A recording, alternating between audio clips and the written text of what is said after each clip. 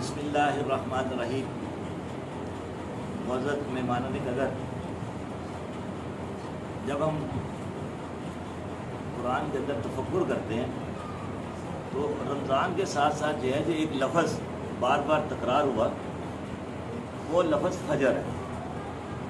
قرآن مجید کے اندر یہ لفظ جو ہے 6 مرتبہ دہرایا گیا ہے اور اس کا تعلق جو ہے براہ راست قرآن کے ساتھ اور رمضان کے ساتھ ہے۔ وَكُلُوا وَاشْرَبُوا حَتَّى يَتَبَيَّنَ الْخَيْطُ الْأَبْيَضُ مِنَ الْخَيْطِ الْأَسْوَدِ مِنَ الْفَجْرِ وَمِنَ اللَّيْلِ فَتَهَجَّدْ بِهِ نَافِلَةً لَكَ عَسَىٰ أَن يَبْعَثَكَ رَبُّكَ مَقَامًا مَحْمُودًا وَأَقِمِ الصَّلَاةَ لِدُلُوكِ الشَّمْسِ عَلَىٰ غَسَقِ اللَّيْلِ وَقُرْآنَ الْفَجْرِ اِنَّا قُرْآنَ الْفَجْرِ كَانَ مَشْهُودًا۔ میں 10 راتوں کی والشفیع والوتر، وہ جو جفت بھی ہے اور طاق بھی ہے۔ تو اب ہمیں سوچنا پڑے گا، تفکر کرنا پڑے گا کہ یہ 10 راتیں ہیں کیا، اس کے اندر جفت بھی کیا اور طاق بھی کیا ہے۔ اور قرآن جو ہے وہ جو فجر کے وقت پڑھا جاتا ہے، اللہ تعالیٰ فرماتا ہے اِنَّا قُرْآنَ الْفَجْرِ كَانَ مَشْهُودًا، وہ تو براہ راست قرآن آپ کا مشاہدہ ہے۔ تو اب بات یہ ہے کہ رمضان کے اندر جو ہے جو اس کو ہم لیل کے حواس کہتے ہیں، اس کی بہت سارا تکرار ہم کر چکے ہیں، صوم کے حوالے سے بہت ساری بات کر چکے ہیں، لیکن جو اس کے نتائج جو ہمارے اوپر وارد ہونے چاہیے اس کی شکل و صورت کیا بنتی ہے، قرآن اس کے متعلق جب بڑا تفصیلی جو ہے بات بیان کرتا ہے۔ ہم نے حدیث پڑھی تھی الصوم لی انا جزاؤ، بھئی روزے کا اجر میں ہوں۔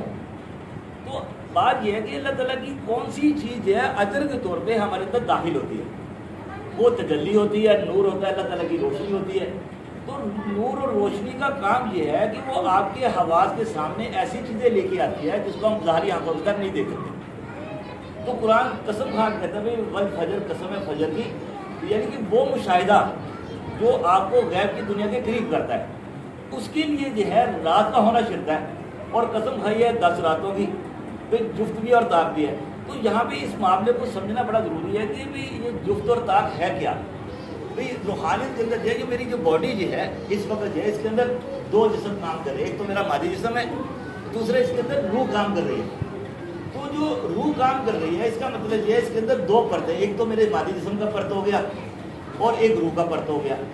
تو جب ہم سو جاتے ہیں تو یہ جسم کیا ہوا، الگ ہو گیا، سنگل ہو گیا۔ اس کا مطلب یہ ہے کہ یہ طاق ہو گیا۔ تو جو خواب والا جسم ہے وہ بھی طاق ہے اور جو مادی جسم ہے یہ بھی طاق ہے۔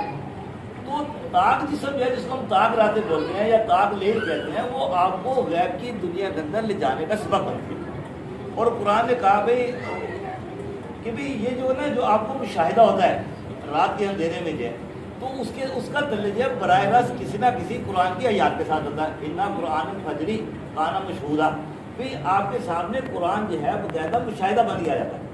جو ہم قرآن مجید کتاب پڑھتے ہیں، یہ جو مینول جو ہمیں پرنٹڈ مٹیریل کے اندر جو ہے قرآن، اس کو کتاب کو جو ہے قرآن کہتا ہے، قرآن جو ہے پوری کائنات کا جو ریکارڈ آپ کے سامنے موجود ہے، ہم اس کو قرآن بولتے ہیں۔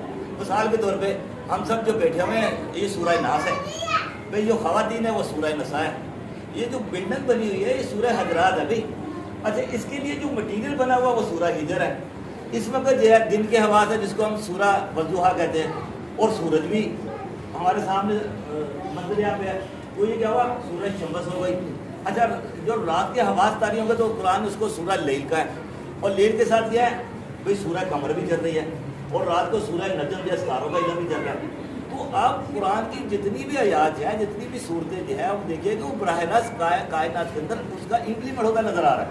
اور سورہ اعراف جو ہے وہ غیب کی دنیا کے متعلق ہے، سورہ معارج جو ہے وہ آسمانی دنیا کے متعلق ہے۔ تو آپ قرآن کے اندر جتنا ذرا تفکر کرتے چلے جائیں گے، اس کا مطلب یہ ہے کہ وہ تفکر جو ہے آپ کے سامنے مشاہداتی طور پہ ہے، لیکن اس کے لیے جو حواس چاہیے، اور حواس جو ہے جس کو ہم رات کے حواس کہتے ہیں یا لیل کے حواس کہتے ہیں، اس کا ہونا وہ ضروری ہے۔ اب قرآن نے قسم کھائی ہے 10 راتوں کی، والشفیع والوتر والفجر ولیال عشر والشفیع والوتر۔ تو بات یہ ہوئی کہ جب آپ کے حواس جو ہے مادی جسم سے باہر نکلتے ہیں تو حواس کیا ہوئے، اس کے اندر مٹیریل کا استعمال نہیں ہوتا، مٹیریل کے حواس جو ختم ہو جاتے ہیں۔ مثال کے طور پہ، مثال سے سائنٹیفک سمجھانے کے لیے، یہ ہم اس کو ایک تنکا بولتے ہیں، یہ تنکا جو ہے ہماری جیومیٹری کے اندر جو ہے اس کو طاق بولا جاتا ہے۔ جبکہ تا کی تعریف یہ ہے کہ وہ چیز جو دو پہ تقسیم نہ ہو سکے، تو یہ کیا ہوا، یہ دو پہ تقسیم ہو گیا، دو حصوں میں تقسیم ہو گیا۔ اس کا مطلب یہ ہے کہ جو چیز دو حصوں میں تقسیم ہو جاتی ہے ہم اس کو طاق نہیں کہہ سکتے مٹیریل فارم میں۔ اچھا آپ اس کو تقسیم کرتے چلے جائیں، تقسیم کرتے چلے جائیں، ایک وقت آئے گا کہ یہ بالکل جو ہے ذرات کے اندر شفٹ ہو جائے گا، جس کو ہم سورہ ذاریات کہتے ہیں۔ ذاریات کا مطلب انتہائی باریک ذرے۔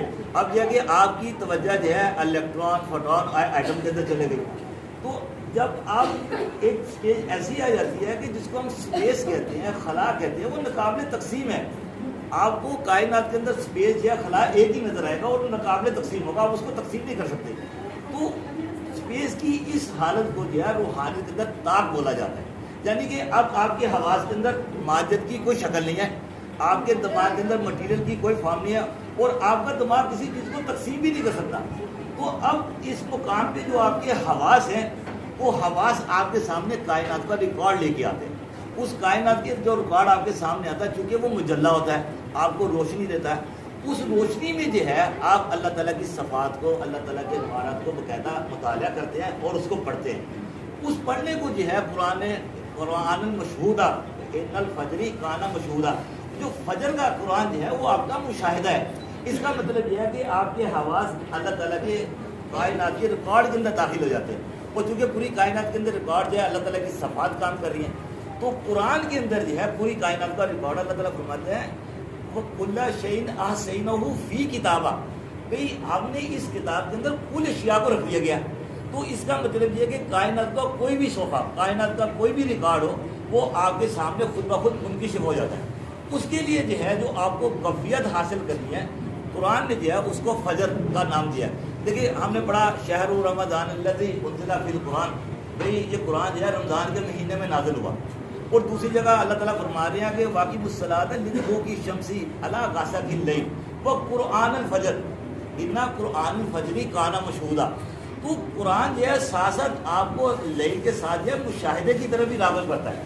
تو جب تک آپ کو مشاہدہ نہ ہو، اس کا مطلب یہ ہے کہ ہماری کسی چیز کی تکمیل نہیں ہوئی۔ تو رمضان کے اندر جو ہے جو ہم پروگرام مرشد کریم نے فرمایا اللہ تعالیٰ کی تجلی کا دیدار کیجیے۔ تجلی کا مطلب ہے کسی چیز کا مجلہ ہونا، اجالا ہونا۔ اجالا کیا ہے؟ روشنی کی فارم ہے، وہ روشنی جو آپ کے سامنے غیب کی دنیا کو لے کے آتی ہے۔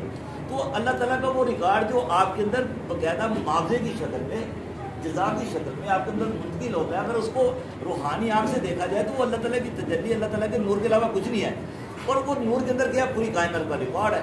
تو اللہ تعالیٰ جو ہے اس مشاہدے کی طرف جو ہے توجہ دلانا چاہ رہے ہیں، اور اللہ تعالیٰ نے آسمانی، چونکہ آسمانہ کا تعلق لاشعوری دنیا کے ساتھ ہے، تو اللہ تعالیٰ نے باقاعدہ اس کی قسم کھائی ہے، والسماء ذات البروج، بھی قسم ہے آسمانوں کی جس کے اندر برج ہے، والیوم الموعود، اور اس دن کی قسم جس کا وعدہ کیا گیا، وشاہد و مشہود، بھئی اور اس دن کی قسم کھائی گئی جو دیکھنے والا اور جس کو دیکھا جا رہا ہے۔